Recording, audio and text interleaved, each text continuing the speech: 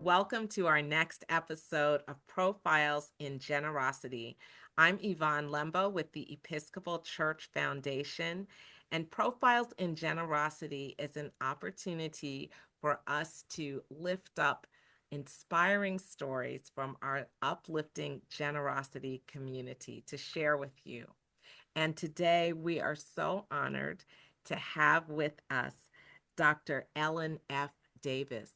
Ellen is an alum of ECF's Fellowship Partners Program, and she is currently serving as the Amos Ragan Kearns Professor of Bible and Practical Theology at Duke Divinity School, where she has made her career for the past 25 years. She has published 12 books on Hebrew, Bible, preaching, theology, and the arts, and she works with the Archbishop of Canterbury and the Episcopal Church of Sudan and South Sudan, with a special focus on theological education. So, Ellen, thank you so much for being with us today. Thank you for inviting me. So, we just have two questions that we would love to hear from you about. And the first is, Ellen, what is special to you about being an Episcopalian? Well, I always have been. So I grew where I was planted. It suits me well, primarily because I have always gravitated toward liturgy, even though I'm a lay person, and I've never felt a calling to be ordained. But since some of my earliest memories of being a very small child in church, in a space that I found beautiful. Yes. And I now know it was a high church liturgy at All Saints Episcopal Church in San Francisco. But I found the space, the smell, the sounds, the deep quiet, even at the age of 3, 4, 5, which is how old I was when we lived there, it was just peaceful to me. Yes. And then growing up in another church, not Anglo-Catholic, but probably slightly on the high side, it was in a beautiful poured concrete basilica built in 1957, again in the Bay Area. And I've often felt, I was in that church just a year ago, I've often felt that it was the building that taught me how to pray. It was just as my spiritual director used to say, it was a place apart. And the language of the liturgy recited in common, a language I didn't have to pay much attention to because I knew what was going to be said next. And that to me was a part of the silence that I didn't have to pay all that much attention because it was going to be the same yesterday, today, and tomorrow, sort of. Yeah. And so there are parts of the Episcopal tradition or the Anglican tradition, really as it's practiced in this country, that don't necessarily suit me well. But that is sort of the way that space is held has always been for me a place of refuge, I suppose I would say. Beautiful, beautiful. And did that contribute to your call to the academic sphere with theological education to like go under the hood of what was happening?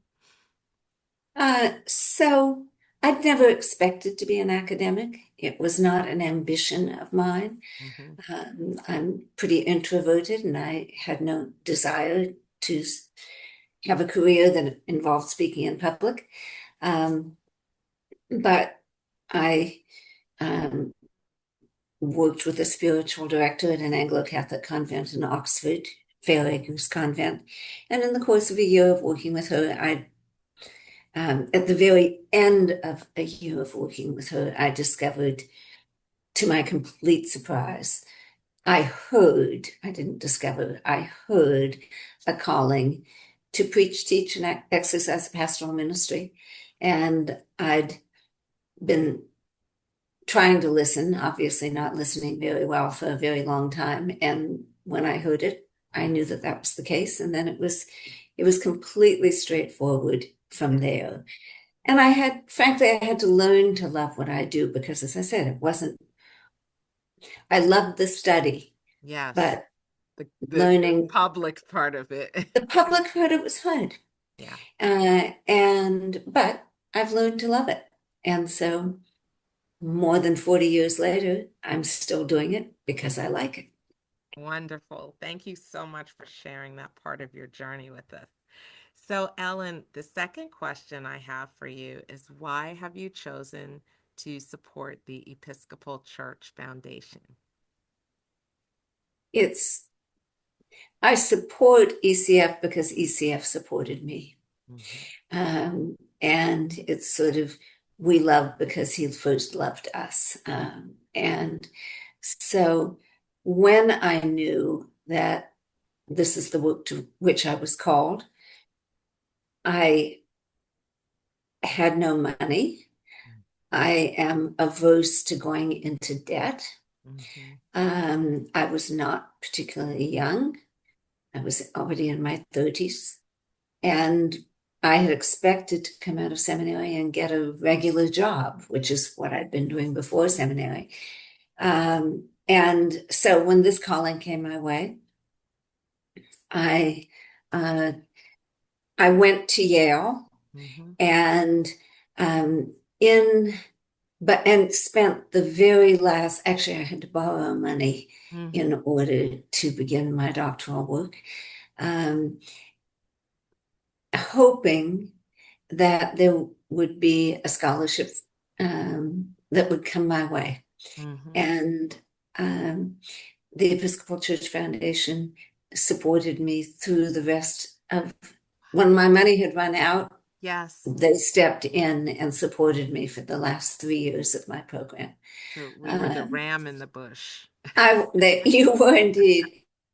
And I always felt, and this is in a sense where the Episcopal part comes in, I felt that it was a ratification of my calling because it came from my own denomination. It never occurred to me that I would not teach in a seminary setting. As it turned out, I've spent many more years in interdenominational university-based settings. But my expectation had been that I would teach in the kind of place I was trained, which was an Episcopal seminary in this country, a Church of England seminary in Oxford. And but every place that I have taught in this country has had a strong Episcopal constituency, even within a university-based divinity school. And part of what I have been able to do at Duke over now entering my 25th year, what I've been able to do here is help build up the Anglican Episcopal House of Studies. And that means a great deal to me. Yes, yes. Wonderful. Well, Ellen, we are just proud that we could have been part of your call and your journey and that God sent us your way at just the right time. So thank you for spending this time with us. And folks, thank you for spending some time to hear this beautiful story from Dr. Ellen Davis. And as you may know, the ECF Fellows Program is the longest continuously running program of ECF.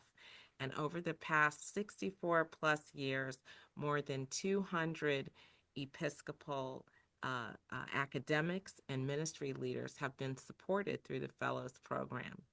And so your gift for the Episcopal Church Foundation helps to continue this program and other important work that the Episcopal Church Foundation is doing to build a vibrant future for the Episcopal Church. So, on the next screen, if you're interested in becoming part of our generosity community, you'll find information that can help you start on this journey. Thanks again for joining us, and thank you again, Ellen.